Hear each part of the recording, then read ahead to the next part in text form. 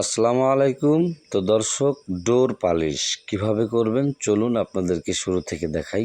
তো ফার্স্টে স্ক্রিনে দেখতে থাকুন যে কিভাবে ডোর মানে যেটাকে দরজা বলা হয়, এক পাল্লা ফ্ল্যাশ পাল্লা, তো সেটাকে আমরা পেপারের মাধ্যমে ফিনিশিং করে যাচ্ছি এবং এটা কিন্তু প্রচুর পরিমাণে ডিজাইন রয়েছে।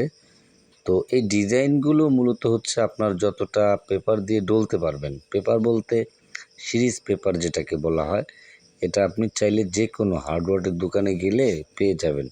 তো অনেকেই আছেন যারা আমাদেরকে কমেন্ট করেন যে ভাই এই সকল মালামাল কোথায় পাওয়া যাবে। তো এইগুলো আসলেই আপনি যে কোনো হার্ডওয়্যারের দোকানে গেলে হয়তো আপনি পেয়ে যাবেন। তো ওখান থেকে আপনি মোটামুটি আপনার যত মালামাল মানে পেপার থেকে শুরু করে সকল মাল মেডিসিন আপনি ওখানে পেয়ে যাবেন। তো এটা দিয়ে আমরা কিন্তু ভালোভাবে ফিনিশিং করে নিচ্ছি এবং প্রত্যেকটি কোনাকানিতে কাঠের যে উল্টা আঁশ এবং ধার আপনি যদি ভালোভাবে দেখেন, এই যে জায়গাগুলো আমরা পেপার দিয়ে ডলে যাচ্ছি এটা কিন্তু সাদা হয়ে যাচ্ছে এবং যে জায়গাগুলো আসলে যে দেখুন, এই সাইডটা দেখুন, এখানে কিন্তু মানে ডলা হয় নাই, তো সেই জায়গাটা দেখতে লাল দেখা যাচ্ছে। তো যখন আমাদের ফিনিশিংয়ের কাজ শেষ হবে মানে সিরিজ পেপারের কাজ, তখন আমরা ভালোভাবে ধুলোগুলো মানে যে ময়লা থাকে সেটাকে পরিষ্কার করে নেব। তো বন্ধুরা, অবশ্যই যদি থাকে আপনার হাতে বিরাস, তো বিরাস দিয়ে আগে ডিজাইনের ভিতরে ভালোভাবে ঝেড়ে নেওয়ার চেষ্টা করবেন। আর যদি না থাকে তাহলে ওই ক্ষেত্রে ভালো একটি ন্যাকড়া দিয়ে যেভাবে আমরা পরিষ্কার করে নিচ্ছি এভাবে আপনি করবেন। তো এর পরবর্তীতে আমরা হচ্ছে এখন যেটা করব, যেহেতু এটা আমরা পেপারটি আর কি মেডিসিনটি বানিয়ে নেব, আস্তর যেটাকে বলে প্রথম সাবজেক্ট।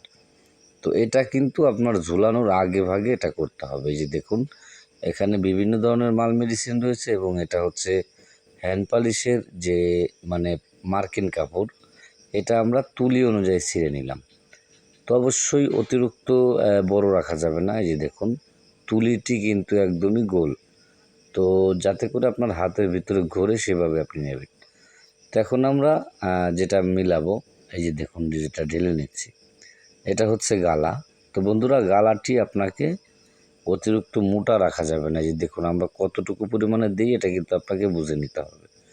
তো এখন আমরা এটার সঙ্গে স্পিরিট মিলাবো।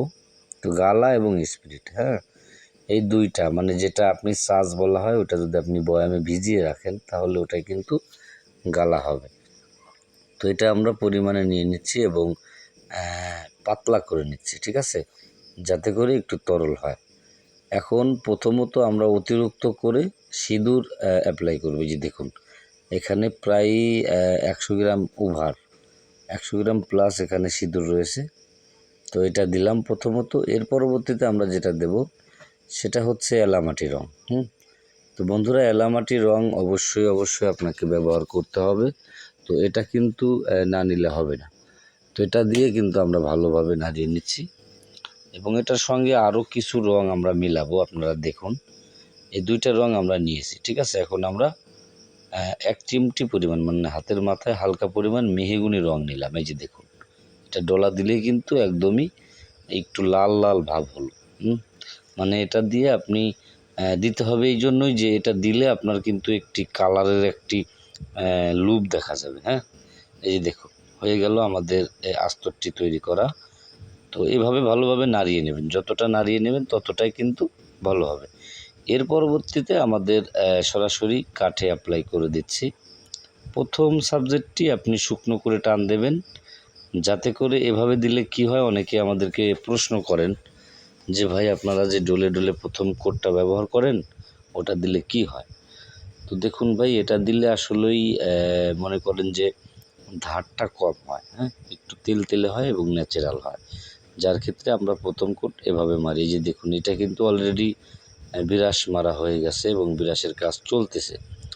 তো একজনে হচ্ছে মার্কিন কাপড় দিয়ে শুকনো করে টান দিচ্ছে, আর একজন সরাসরি বিরাস ব্যবহার করে যাচ্ছে। তো বন্ধুরা, এই বিষয়টা কিন্তু গুরুত্বপূর্ণ বিষয়, যেটা হচ্ছে আপনাকে বুঝতে হবে যে আপনি প্রতিটা কোনাকানিতে, হ্যাঁ, প্রত্যেকটি কোনাকানিতে যাতে করে বিরাসটি দিয়ে পৌঁছে যায় আস্তরটি, এই বিষয়টা কিন্তু আপনাকে খেয়াল রাখতে হবে। আরেকটা বিষয় হচ্ছে, যখনই মানে কি আপনার বেয়ে পড়বে মানে ঝুলে পড়বে, ওই সময়টা কিন্তু লক্ষ্য করে ব্রাশ দিয়ে সঙ্গে সঙ্গে টান দিয়ে দেবেন, এতে করে আপনার জন্যই ভালো হবে, যাতে করে দাগ না হয়। হ্যাঁ, তো এভাবেই আমরা কিন্তু প্রথম কোট মার্কিন কাপড় ব্যবহার করেছি, দ্বিতীয় কোট আমরা ব্রাশ ব্যবহার করে যাচ্ছি। তো এভাবে মোটামুটি আপনাকে 2টা পোজ দিতে হবে, যেহেতু আস্তর। এই যে দেখুন, এই দরজাগুলো কিন্তু এখনও ঝোলানো হয় নাই। ঝোলানোর আগে এটাকে ডলে ঘষে এর পরবর্তীতে আস্তর করে তার পরবর্তীতে কিন্তু ঝোলাবে।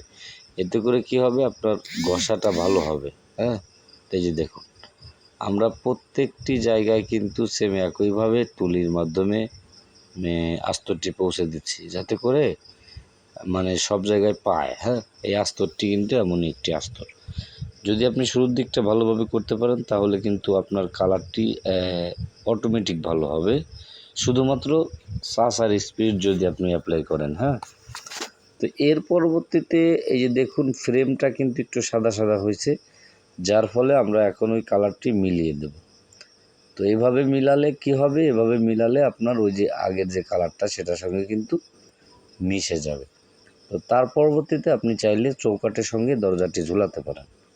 তো আমাদের কাজ হচ্ছে যে ঝুলানোর আগে ভাগে এটাকে ডোর পালিশ মানে আস্তর পালিশটি করে নেব। আস্তরের যে পালিশ সেটা কিন্তু শুরুর দিকটা এটা করে নিতে হবে, এটা করে নিলে আপনার ক্ষেত্রেই ভালো হবে।